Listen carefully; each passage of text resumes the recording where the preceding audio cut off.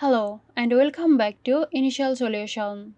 In this video, I'm going to show you how to use a strict phrase in Duolingo. So let's have a look now.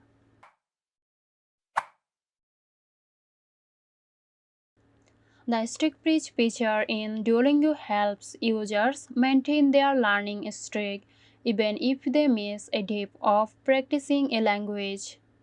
If you have a strict page in your inventory, it becomes active automatically when you forget to complete your daily practice within the 24-hour period. On the day you miss your practice, the strict page will automatically activate, keeping your streak intact for that day. So that's it. Hope you found this tutorial helpful. Stay tuned for more helpful tutorials here at Initial Solution.